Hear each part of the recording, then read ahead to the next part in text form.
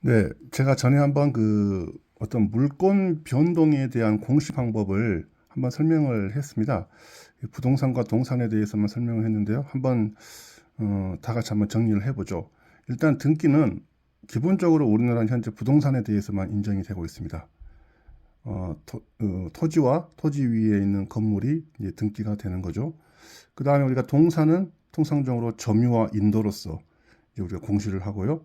명인 방법이라 해가지고 그 토지 위에 자라고 있는 수목 있지 않습니까?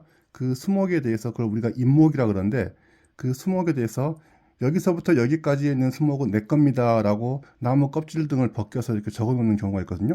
이거를 명인 방법이라 하는데 이것도 우리가 공시로 인정을 하고요. 그리고 그 자동차나 항공기, 건설 기계는 우리가 통상적으로 등록을 합니다.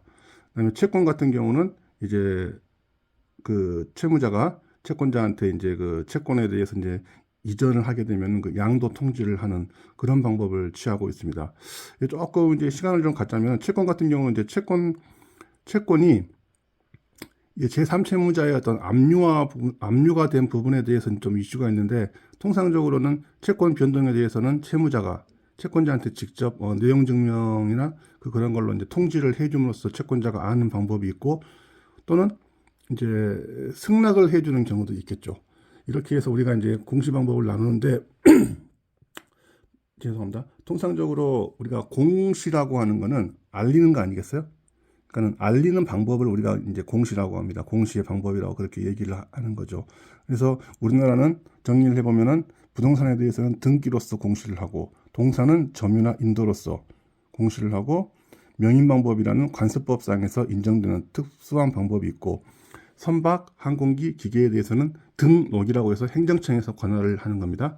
채권은 통지를 하거나 승낙을 받는 쪽으로 그렇게 정리를 할 수가 있겠습니다. 그래서 우리가 이제 나중에 한 번 더 언급을 하겠습니다만은 공시의 방법은 각 그 나라들마다 또 차이가 있기 때문에 우리나라를 중심으로 해서 알면 될 것 같아요. 이게 이제 공시 방법에 대해서 이제 나중에 이제 임대차와 전세에서 이제 큰 차이가 납니다.